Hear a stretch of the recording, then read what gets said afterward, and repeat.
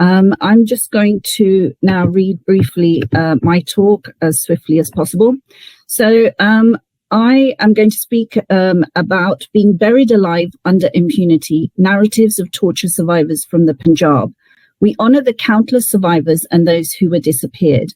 I can never forget Seva Singh, an elder putting his tortured hand on my head to bless me. His wife and sons had been killed, and he'd suffered indescribable torture.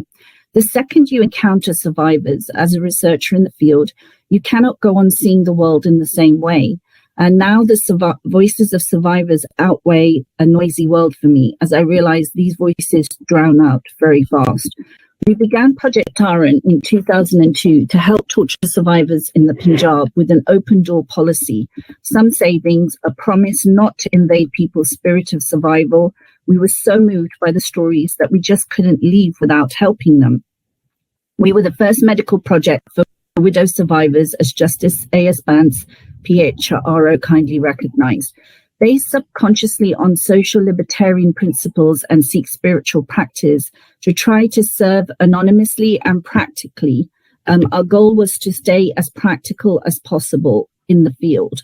Impunity meant that our project could be closed down at any point, and we had to be able to leave survivors with a spirit of their own survivorship, which they'd obviously had based on their own resilience. So we couldn't really sort of invade their spirit, invade their lives, and then turn around the following week and say, sorry, we can't help you.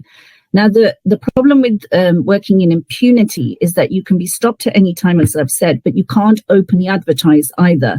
To this day, if you had around 30 to 40 elderly widow survivors whose sons were killed, who have spent the last 30 years suffering torture and surviving, you actually cannot even help them openly without having surveillance agencies swarming gatherings, commemorations of the dead. So no Indian civic system, governmental or international agencies even attempted to help Punjab's torture survivors. The report Eyes Wide Shut, Torture in the Punjab, Physicians for Human Rights, Denmark, highlighted the third-degree brutal torture used by the Indian state on unarmed Sikhs. Dr. Ayakapino, one of the authors, guided me on how to mobilize medical help without experts in country, and I'm indebted to Dr. Ayakapino, Harshinder Singh Muksar, and CCDP, the Narayan Singh community leader, who helped us find thousands of cases that went beyond the Kalra findings. It was important to go beyond the Kalra findings because the Kalra findings are the only point that the Indian state accept as their role in killing people. But as we've seen, that's had limitations as well. Brave medics like Dr. G.P. Singh, Dr. Tajinder Singh, and activists like Jaginder Singh really tried to push open help amidst this barbed wire of impunity. So after 10 years, we had to close medical rehabilitation for torture survivors due to debts, indifference of the community, engulfing needs of survivors, and we felt quite defeated. We'd reached a few thousand with pockets of impact. But the small consolation was to hear the UN Women's Head commenting in a forum that our project was a gigantic task, considering the country of India needed to facilitate this recovery for survivors. But it is little consolation, and I do stress this, that so many have been still let down in the field. Many survivor families whose loved ones disappeared were often torture survivors themselves, and this has been overlooked. Torture survivors whose families were untouched. These are cases of people whose families were killed and they suffered torture themselves. Survivors have faced stigmatization as terrorist families for decades. Once TADA was used on a suspect, their family would be harassed. Even 30 years later, they're accused, and the police come round to ask, where is the missing person? Some poor illiterate people actually raise their hope, hoping that the police will come round to help them, but they haven't.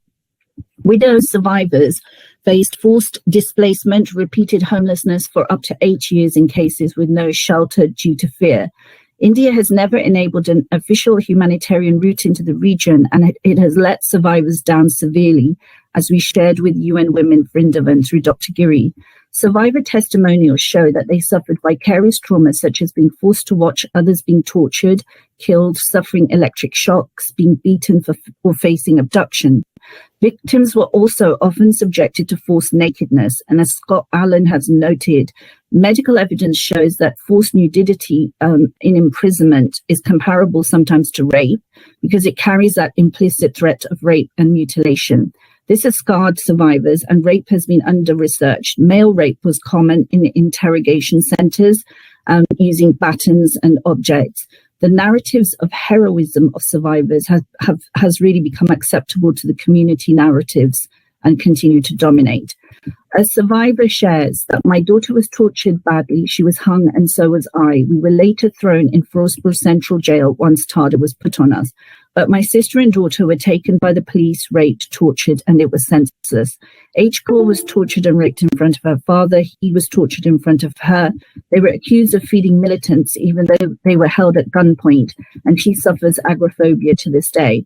A survivor shares, my daughter said that if we must die in this genocide, we will die fighting for our people. Jaswinder Kaur was just a 12th grader, 16 years old. We were alone at home. We knew my son would be killed by them. My daughter went to the top of the house and started throwing bricks at the bastard police. When she rushed down, she was shot at by the police, and forever Jaswinder Kaur went to Guru Gobind Singh Ji's mother, Mata Gujri's arms forever. Simarjit Kaur says that my head was pushed into water, my arms and legs were torn, my eyes had chilies put in them, I couldn't breathe. I was in Bikkiwin torture chamber for 15 days. 10 policemen would stand on each of my legs. They ordered my execution. I was let go, ordered to run, so they could shoot me in a fake encounter. Simarjit Kaur says, but I told them I don't have the strength to run. You've destroyed me. How can I actually run? So she said, I just stood there and said, kill me if you're going to. Jaswant Kaur's 3 sons were all killed doing charity work at the Gurdwara with Baba Charan Singh Gar Seva. Baba Charan Singh's 4 brothers were also killed by police. So survivors have experienced extreme mental torture, witnessing execution, confinement, mock executions, as well as watching loved ones be tortured has resulted in trauma, chronic depression, somatization. Anxiety attacks are very common, as survivors soon learned that they had to be ready to run as soon as there is a knock at the door. Preeto Kaur shared, I was tortured by the Indian police. The back of my head was hit. I was beaten in front of my son, Tabal Singh, who was hanging by his arms, twisted. His shoulders were broken. He was tortured to death in front of me. And they said, where is your Bindranwale now? A mother said, my 16-year-old son, Baljinder, tried to tell me of the terrible torture he went through, how he was beaten up again and again. Different groups tried to free him. Baljinder would tell me, mother, let me join the fighters. I kept saying, son, you haven't done anything wrong. And it hurts me to this day that I became my own son's enemy. I kept telling him not to fight. Eventually, he was tortured to death. Only when searching questions have been asked from the victim's testimony does it emerge where the actual survivor children were, because they tend to get eclipsed through a lot of testimonials. So children, as we know, were imprisoned after the Amritsar massacre. Chattopadhyay, a social worker, tried legally to challenge the Indian legal system and ask why small children were being arrested and tortured from a massacre site post-massacre. Kulvinder Kaur says that they take the entire family and torture them. Harbal Singh was just 12 years old when they took him. No one knew where he was for 8 to 10 days. Survivor children whose fathers remain unknown have not been helped, not by the community, not by anyone. Their deaths were never acknowledged, even in commemorations. The continuing denial of the state in providing death certificates of their fathers, their mothers, have been denied basic widows' rights, and this affects them to this day. And from our studies, over 48% of survivor families face another generation of dire poverty. A mother shares that after 17 years, when the Kala investigations restarted, I was asked to identify the police station head and bodyguards. Sister, after my young child is abducted and goes missing for 17 years, how would I be able to identify the perpetrators? So the police closed the case. My son wasn't part of any militant group or political group. Another case was of Devinder, who was 16 years old when the Amritsar massacre took place. She survived, her family died. Later, she married, but in 1992, Devinder, who was 6 months pregnant, and her 1-year-old toddler were taken by Punjab police in Gurdaspur, and she was never seen alive again, along with her husbands and brothers. The toddler survived. H. Kaur, a torture survivor, is around 80. She lost 9 members of her family. Another widow shares that from when he was a little boy, I saw Sukhdev until he was about 25. Sukhdev was tortured so badly in Sariali police station. I tried to get him medicines, but the police wouldn't let me near him. A widow shares, I begged the police, let me make a cup of tea. I thought it would buy time. And the police ignored my cries and dragged my husband away before my eyes. And there's a lot of stories where parents try to get to their loved one in the police station, and then they were threatened with death themselves. A mother shares, they tortured Balwinder Singh Billa, my son, a great deal. Even after torturing, the children would be released, but they never let Billa go after torturing him. Sometimes the police had him for 20 days at a time. They tortured Billa so much. During the Civil War, butcher doctors used to underreport injuries or simply finish off people that had been brutally tortured, as PHRO highlighted. Postmortems of victims were often carried out by unskilled physicians, or tailor-made forensic reports were created for the police, as Judge T.S. Cheema from the Punjab Human Rights Commission and Mr. Danewali, former Inspector of State Police, shared. Finally, Lakhbir Kaur shares, it's been 23 years since he died. We have seen a lot of troubles, but I really can't even share it anymore.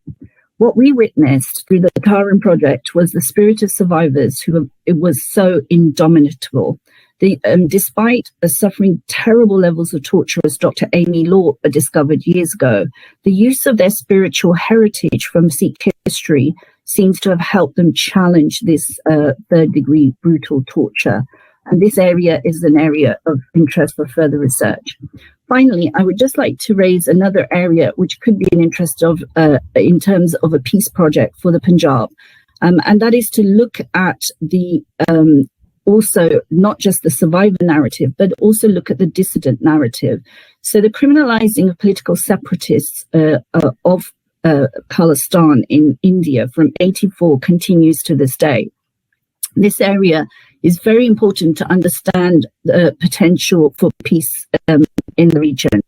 During the Civil War, peaceful dissidents like Dr. Gurnam Singh Bhuttar, a young student, tried to mobilize peaceful political support for Khalistan, but he was brutally tortured to death.